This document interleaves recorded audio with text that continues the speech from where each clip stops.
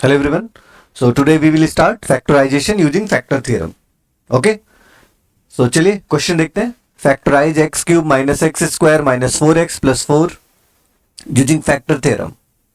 अगर इस क्वेश्चन में यूजिंग फैक्टर थ्योरम ना बोलता, सिर्फ आपसे ये कहता कि x cube minus x square minus 4x plus 4 को फैक्टराइज करो, तो आपको क्या करना होता, डायरेक्टली ग्रुपिंग कर लेनी होती. जैसे x cube minus x square minus 4x plus 4 और क्वेश्चन है सिर्फ कि फैक्टराइज करो, तो आपको कुछ नहीं करना होता, दो दो टर्म की ग्रुपिंग कर लेनी होती. इसमें एक्स स्क्वायर कॉमन लेते और दिख रहा आपको एक्स माइनस 1 बचेगा, यहाँ माइनस 4 कॉमन लेते तो एक्स माइनस 1 बचता. अब यहाँ से देखो दोनों में ही एक्स माइनस 1 कॉमन है, तो एक्स माइनस 1 एक ब्रैकेट में, दूसरे में एक्स स्क्वायर माइनस 4. अब एक्स स्क्वायर माइनस 4 को आप क्या लिख सकते हो, x square minus 4 can be written as x square minus 2 square. और एक्स माइनस 1 तो यहाँ ठीक है, x square minus 2 square formula apply कर देंगे स्क्वायर माइनस बी स्क्वायर का, तो एक ब्रैकेट में होगा एक्स माइनस 2, दूसरे में एक्स प्लस 2. ये तो तब होता जब ये सिर्फ क्वेश्चन में ऐसे मेंशन करता कि फैक्टराइज करो. लेकिन अगर क्वेश्चन में ये बोल दे कि factorize the following by using factor theorem, ये तो प्रोसेस हो गया बच्चों कि अगर सिर्फ फैक्टराइज करने को बोल दिया तो इस तरीके से आप आसानी से, अगर दिख रहा हो ग्रुपिंग से हो जा रहा है तो आप कर सकते हैं. और अगर ये बोल they using factor theorem, factor theorem, तब आप क्या करेंगे, फिर फैक्टर थ्योरम का यूज करेंगे. जैसे हम मान लेते हैं सॉल्यूशन में पॉलिनोमियल लिख लेते हैं. सबसे पहले px है और ये px की वैल्यू है x cube minus x square minus 4x plus 4. अब आपको क्या करना है, ये जो कांस्टेंट टर्म है इसमें एक्स क्यूब के कोएफिशिएंट से पहले तो डिवाइड कर लेना है.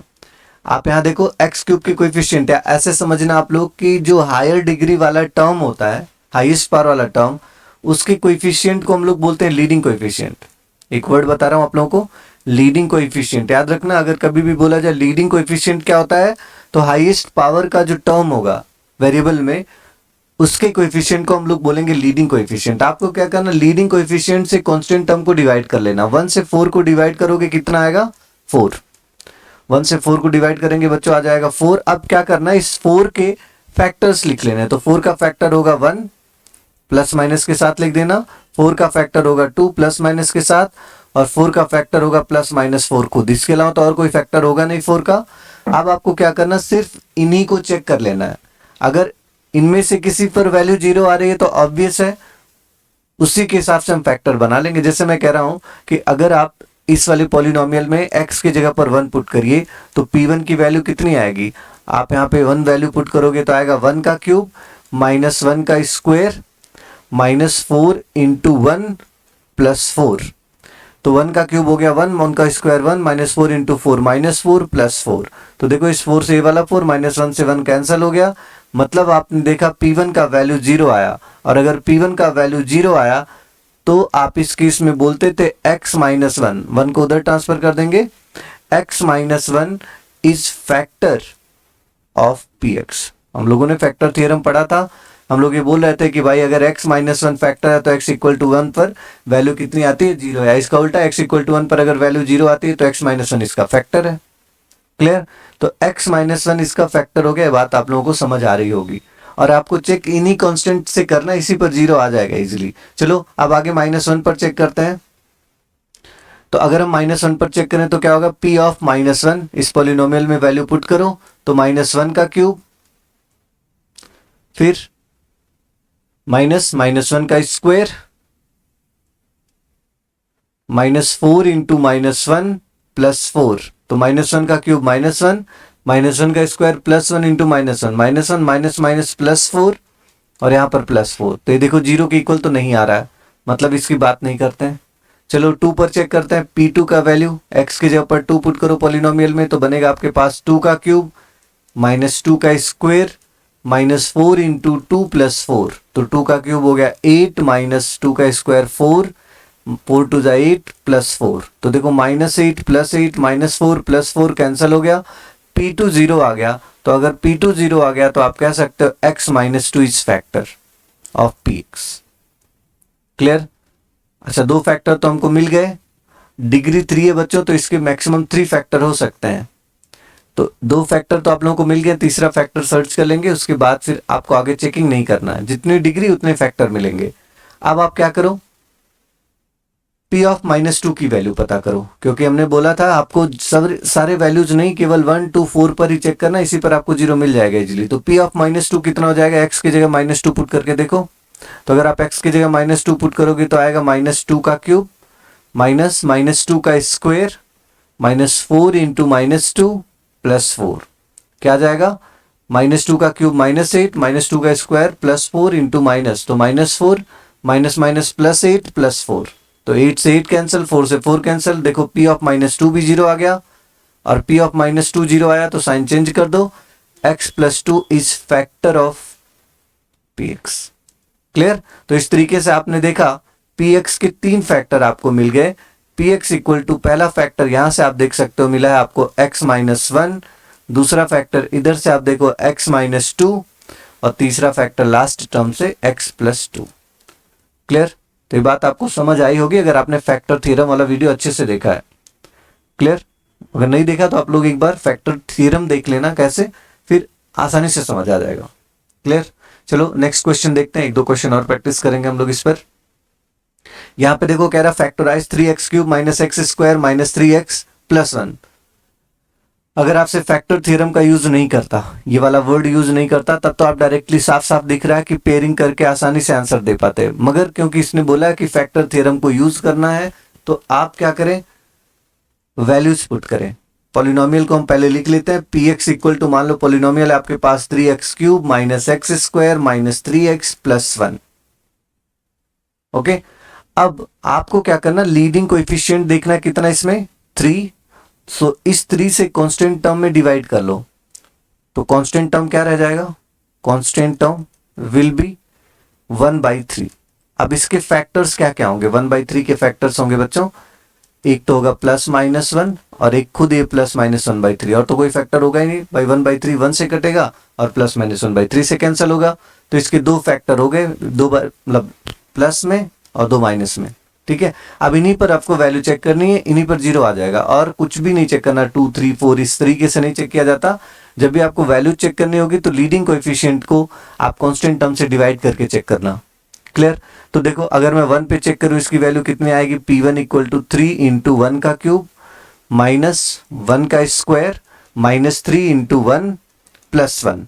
तो 1 का क्यूब 1 इंटू 3 3 माइनस 1 का स्क्वायर 1 -3 + 1, तो -3 से +3 -1 से +1 कैंसिल। P1 का वैल्यू 0 आया, और P1 का वैल्यू अगर 0 आ गया तो x - 1 is factor of px। Clear. ऐसे आगे देखते हैं।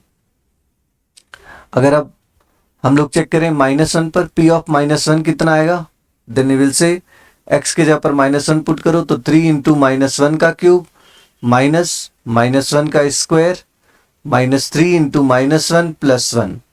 तो -1 का क्यूब -1 इंटू 3, तो -3 -1 का स्क्वायर +1 इंटू माइनस, तो -1 माइनस माइनस +3 + 1, तो 3 से 3 कैंसिल, 1 से 1 कैंसिल। P - 1 कितना आ गया, 0। इस वजह से हम ये भी कह सकते हैं कि x + 1 is factor of px। Okay. चलो आगे बढ़ते हैं। 1 और -1 हो गया, अब P ऑफ 1/3 चेक करते हैं, 1/3। तो P ऑफ 1/3 कितना हो जाएगा, 3 इंटू 1/3 का क्यूब माइनस 1/3 का स्क्वायर -3 इंटू 1/3 + 1। तो 1/3 का क्यूब कितना होगा, 1/27 -1/9, 3 से 3 यहाँ कैंसिल हो गया, तो -1 + 1, 3 9 जा 27, तो देखो बचा 1/9 से 1/9 -1 से 1 कैंसिल हो गया, 0 आ गया, 10। x - 1/3 is factor of px। तो इस तरीके से px के 3 फैक्टर बच्चों हम लोगों ने पता कर लिया। px के 3 फैक्टर क्या क्या मिले हमको, px इक्वल टू मिल जाएगा x - 1 पहला, दूसरा फैक्टर मिल गया आपको x + 1, तीसरा फैक्टर आपको मिल गया x - 1/3। आप इसे ऐसे भी लिख सकते हैं, px equal to x - 1 x + 1, 3 का x में मल्टीप्लाई कर दो, 3x - 1, क्योंकि अपॉन में 3 तो राइट में जाके 0 ही हो जाता है, तो आप इस तरीके से भी लिख सकते हो, 3 का x में मल्टीप्लाई करके और 3 हटा दो डिनोमिनेटर से, तो ये भी आंसर है, ये भी है, एक ही आंसर है दोनों ऐसे। क्लियर भाई। अब जब 3 कॉमन लोगे इसमें से तो वही रह जाएगा, x माइनस 1/3। क्लियर? चलो आगे बढ़ते हैं। ये क्वेश्चन देखो, factorize x cube plus 13x² plus 32x plus 20 by using factor theorem. अच्छा याद रखना, फैक्टर थ्योरम का अगर हम एक बार भी यूज कर लें फिर लॉन्ग डिवीजन मेथड अप्लाई कर लें तो भी काम बन जाएगा। ठीक है, जैसे इस क्वेश्चन को मैं अल्टरनेट मेथड से सिखाता हूं। आपके पास ये पॉलिनोमियल है, आप क्या करो, इसको px मान लो। px का वैल्यू है x cube plus 13x² plus 32x plus 20। इसमें देखो लीडिंग कोएफिशिएंट कितना है, 1। तो आपको क्या करना है, जो लीडिंग कोएफिशिएंट है कांस्टेंट टर्म में 1 से डिवाइड करोगे तो 1 ही होगा। अभी जो कांस्टेंट टर्म आया, कांस्टेंट टर्म, इस कांस्टेंट टर्म के फैक्टर्स क्या क्या आएंगे, तो plus minus 1 plus minus 2 plus minus 4 plus minus 5 plus minus 10 और प्लस माइनस 20। तो इतनी सारी वैल्यूज आ गई। अब इन सारी वैल्यूज को चेक करना ठीक नहीं है। ठीक है, तो आप क्या करें, जब भी ज्यादा वैल्यूज आए फैक्टर के तो आप वहां पे लॉन्ग डिवीजन मेथड का हेल्प लें। पिछले दो क्वेश्चंस में आपने देखा 2 ही 3 फैक्टर्स हो रहे थे, इसलिए हर एक फैक्टर को हमने चेक करके पता किया एक्स की वैल्यूज पर। जैसे यहाँ पे क्या करेंगे, हम कोई एक फैक्टर निकालेंगे, फिर उससे डिवाइड करके क्यूबिक को क्वाड्रेटिक में बदल लेंगे और फिर उस क्वाड्रेटिक को मिडिल टर्म स्प्लिटिंग मेथड से सॉल्व कर लेंगे। मैं सिखाता हूँ मैं क्या कह रहा हूँ। आप क्या करें, सबसे पहले P1 पे पता करें वैल्यू। वैसे देख सकते हैं आप लोग इस पॉलिनोमियल में हर एक टर्म पॉजिटिव है, तो अगर हर एक टर्म पॉजिटिव है तो इतना तो आपके माइंड में आएगा कि पॉजिटिव वैल्यू पर तो जीरो नहीं आने वाला है पॉलिनोमियल। तो आप इसमें पॉजिटिव वैल्यू पुट ही मत करो, क्योंकि अगर आप यहाँ भी पॉजिटिव, इधर भी हर जगह पॉजिटिव पुट करोगे तो पॉजिटिव ही आएगा, और पॉजिटिव में पॉजिटिव ऐड करने पर जीरो कभी नहीं आ सकता। तब इस केस में आप नेगेटिव वैल्यूज ही पुट करें, पॉजिटिव वैल्यू तो पुट कर ही नहीं कर सकते, है ना। ये सिंपल इन्फिनेंस से आप देख सकते हैं। तो अगर मैं p ऑफ -1 पता करूं तो बनेगा बच्चों -1 का क्यूब प्लस 13 इंटू -1 का स्क्वायर प्लस 32 इंटू -1 प्लस 20। क्या जाएगा, -1 का क्यूब -1, -1 का स्क्वायर प्लस 1 इंटू 13 तो प्लस 13, -32 प्लस 20। इसको ऐड करोगे तो देखो 20 और 13 33, -1 और -32 -33, 0 आ गया। और अगर 0 आ गया इसका मतलब x प्लस 1, साइन चेंज कर देंगे, -1 लेफ्ट में, राइट में हाँ लेफ्ट में जाएगा तो +1 हो जाएगा। दस x plus 1 is factor of px। Clear? तो x प्लस 1 को हमने फैक्टर बना लिया। आगे आपकी मर्जी की, क्योंकि 3 डिग्री है तो 2 वैल्यूज पे और चेक करके आप आंसर निकाल सकते हैं, लेकिन मैं कह रहा हूं आप इसके बाद अल्टरनेट मेथड भी यूज कर सकते हैं, ये भी करेक्ट होगा आपके लिए। आप अल्टरनेट मेथड में क्या करेंगे, ये जो फैक्टर आपको मिला x प्लस 1, इससे आप डिवाइड कर लो, किसको, x cube plus 13x² plus 32x plus 20 को बाय लॉन्ग डिवीजन मेथड। एक बार मैं और सिखा देता हूं आपको लॉन्ग डिवीजन मेथड क्या होता है। जैसे आप अगर देखो यहाँ पे x है, x से आपको पहला टर्म सेम लाना है, तो x में किसका मल्टीप्लाई करें, एक्स क्यूब हो जाए x² का। तो अगर x में x² का मल्टीप्लाई करेंगे एक्स क्यूब होगा, मगर इस x² का बाय डिफॉल्ट 1 में भी मल्टीप्लाई हो जाएगा। तो x² का जब 1 में मल्टीप्लाई करोगे तो x² बनेगा, माइनस माइनस एक्स क्यूब से एक्स क्यूब कैंसिल, 13x² से x² माइनस करेंगे तो बनेगा 12x² प्लस 32x प्लस 20। मतलब इन सबको हमने कैरी कर लिया। ठीक है, अब देखो x को 12x² बनाना है, हायर डिग्री के जैसा बनाना होगा हर बार। तो x को 12x² बनाने के लिए 12x टाइम मल्टीप्लाई करो तो बनेगा 12x², फिर 12x का 1 में प्लस 12x हो जाएगा। साइन चेंज कर देते हैं, 12x² से 12x² कैंसिल, 32x से 12x माइनस करोगे तो 20x प्लस 20। अब x को 20x बनाने के लिए 20 से मल्टीप्लाई करो तो ये बन जाएगा 20x, फिर 1 का 20 में मल्टीप्लाई होगा प्लस 20। ये दोनों खत्म हो जाएंगे, जो कि ऑब्वियस भी है, अगर फैक्टर है तो लास्ट में रिमाइंडर 0 ही आता है। तो अब आपके पास क्या रह गया क्वोशिएंट में, x² plus 12x plus 20, x² plus 12x plus 20। इसको आप देख रहे हो बाई क्वाड्रेटिक पॉलिनोमियल है। अगर दोस्तों ये क्वाड्रेटिक पॉलिनोमियल है तो इसको हम लोग by middle term splitting method factorize कर सकते हैं। मल्टीप्लाई करने पर आपको 20 लाना, प्लस करने पर 12 लाना, तो आप समझ गए, x² plus 10x plus 2x plus 20। Grouping कर लो, x कॉमन लोगे तो बचेगा x प्लस 10 प्लस 2 कॉमन ले लो तो बचेगा यहाँ पर भी x प्लस 10। अब x प्लस 10 दोनों में ही कॉमन हो जाएगा और रह जाएगा क्या, x प्लस 2। क्लियर? 10 या हेंस लिख सकते हैं, हेंस पॉलिनोमियल हमने पूरा पूरा फैक्टराइज कर लिया है। पी एक्स कितना कितना आया है, एक तो आया है x+1, दूसरा आया x+2 और तीसरा फैक्टर आ गया x+10। और ये आंसर है हमारा। क्लियर दोस्तों? चलिए एक और क्वेश्चन ऐसे मैं सिखा देता हूं आप लोगों को। Factorize 9x³ - 27x² - 100x + 300 if it is given that 3x + 10 is a factor of it. अच्छा, इसमें देखो फैक्टर थ्योरम का यूज नहीं बोला ही नहीं है, और इसमें साफ साफ एक फैक्टर दे दिया, तो अब हमको तो वैल्यू भी नहीं चेक करनी है भाई। अगर एक लीनियर फैक्टर है तो लीनियर से जब भी आप क्यूबिक में डिवाइड करोगे तो क्वाड्रेटिक रह जाएगा। तो अब हम सीधे डिवाइड कर लेते हैं, क्योंकि फैक्टर थ्योरम की तो बात किया नहीं है, बस इतना सा बोला है कि इसका एक फैक्टर 3x + 1 है। तो अब इसमें आपको चेक भी करने की जरूरत नहीं है बच्चों, आप डायरेक्ट 3x + 10 से डिवाइड कर दो 9x³ - 27x² - 100x + 300 से। तो अगर आप डिवाइड करोगे तो देखो 3x को 9x³ बनाना है, तो 3x से 9x³ बनाने के लिए 3x² टाइम मल्टीप्लाई करो, ये बन जाएगा 9x³, फिर 3x² का 10 में बाय डिफॉल्ट मल्टीप्लाई होगा तो बन जाएगा ये 30x², यहाँ पे क्यूब है।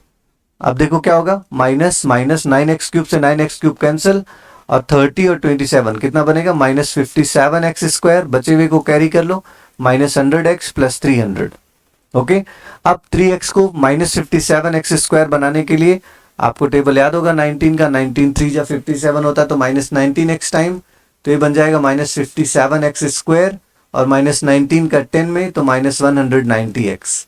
साइन चेंज करो, प्लस प्लस ये दोनों कैंसिल, 190 से 100 माइनस होगा तो 90x और 300 कैरी हो गया इधर। अब 3x को 90 बनाना है, तो 3x को 90x बनाने के लिए 30 में मल्टीप्लाई करो, ये बन जाएगा आपके पास 90x + 30 का 10 में 300, माइनस माइनस ये दोनों कैंसिल हो गए, रिमाइंडर 0 आया, जो कि ऑब्वियस था। अब ये जो आपके पास क्वाड्रेटिक पॉलिनोमियल बना क्वोशिएंट में जो मिला, इसको फैक्टराइज कर लेते हैं। 3x² - 19x + 30, आप देख सकते हैं यहाँ पे यही बनेगा ना, हाँ 3x² - 19x + 30, मतलब मल्टीप्लाई करके अगर आप देखो 33 जा 90 लाना है और प्लस करके 19 लाना है, तो क्या बनेगा 3x², आप समझ गए, -10x - 9x, 10 में 9 ऐड करेंगे तो 19 आ जाएगा, +30, ग्रुपिंग कर लो, 3x कॉमन, 3x नहीं x कॉमन ले लो, तो x कॉमन लेने पर मिलेगा 3x - 10, और यहाँ पे अगर आप लोग -3 कॉमन ले लोगे तो यहाँ भी बचेगा 3x - 10। अब इसमें भी 3x - 10 है, तो 3x - 10 और एक ब्रैकेट में x - 3। हेंस अगर मैं इस पॉलिनोमियल को, जो गिवन पॉलिनोमियल, इसको px बोलूं, तो px का फैक्टर एक तो क्वेश्चन ने खुद दिया था 3x + 10 है, और बचे हुए दो फैक्टर इधर आपने पता कर लिया, 3x - 10 और x - 3। क्लियर? नेक्स्ट क्वेश्चन देखते हैं। Factorize x⁴ + x³ - 7x² - x + 6 if it is given that x - 2 is factor of it. तो इसमें भी फैक्टर थ्योरम का बात तो बोला नहीं है, तो आप डायरेक्ट x - 2 से डिवाइड कर लो। x - 2 से डिवाइड करके देखते हैं क्या आता है। देखो लीनियर से अगर बाई क्वाड्रेटिक को डिवाइड करोगे तो ऑब्वियस है क्वोशिएंट क्यूबिक आएगा। एक बार डिवाइड करके देख लेते हैं, फिर जो भी आएगा उसको सॉल्व करेंगे। x - 2 से डिवाइड करना हम लोग को x⁴ + x³ - 7x² - x + 6 को। तो प्रोसेस तो डिवीजन का वही है जो मैंने आपको बताया, हायर कोएफिशिएंट मतलब हायर पावर को सेम करना है, तो क्या करेंगे आप, x का x³ में मल्टीप्लाई करेंगे, बनेगा x⁴, फिर बाय डिफॉल्ट -2 का x³ में मल्टीप्लाई हो जाएगा तो आ जाएगा -2x³। साइन चेंज कर दो, ये दोनों कैंसिल, तो 2x³ और x³ 3x³ - 7x² - x + 6, बचे हुए को कैरी किया। अब x का 3x³ बनाना है, तो आप कहोगे 3x² टाइम मल्टीप्लाई कर लो। 3x² टाइम जब आप मल्टीप्लाई करोगे तो बनेगा 3x³ और -2 का 3x² में मल्टीप्लाई होगा तो -6x², तो माइनस प्लस ये दोनों तो कैंसिल हो गए। 6x² से -7x² करोगे तो -x² - x + 6। अब अगर x को -x² बनाना तो -x टाइम ले जाओ, -x टाइम हो जाएगा -x² और माइनस माइनस +2x। अब ये प्लस ये माइनस, x² से x² कैंसिल, -2x और -x, -3x + 6। अब कितनी बार जाएगा x का, -3 में मल्टीप्लाई कर दो। तो अगर आप ऐसा करते हो तो क्या मिलेगा देखो, x का अगर हम -3 में मल्टीप्लाई करें तो -3x, फिर इस -3 का -2 में अपने आप हो जाएगा माइनस माइनस +6 प्लस माइनस ये दोनों कैंसल, रिमाइंडर 0 है जो कि ऑब्वियस था। और कोशिएंट कितना मिला, x³ plus 3x² minus x minus 3। तो इसको तो आप साफ साफ देख सकते हो कि ग्रुपिंग से ही सॉल्व किया जा सकता है। x² अगर हम कॉमन लें तो बचेगा x प्लस 3, इसमें -1 कॉमन लें तो इधर बचेगा x प्लस 3। अब x प्लस 3 दोनों में कॉमन है तो क्या रह जाएगा, x² माइनस 1। अब आप इसको लिख सकते हैं x प्लस 3 x² माइनस 1 को x² माइनस 1² भी लिखा जा सकता है, और a² माइनस b² का फॉर्मूला अप्लाई कर दो तो x minus 1 into x plus 1। Hence अगर गिवन पॉलिनोमियल को हम px माने तो एक फैक्टर तो क्वेश्चन नहीं दिया था x माइनस 2, बचे हुए 3 फैक्टर आपने सर्च कर लिया। देखिए डिग्री 4 थी तो 4 फैक्टर मिलेंगे इसके, x प्लस 3 x माइनस 1 और x प्लस 1। क्लियर? ओके।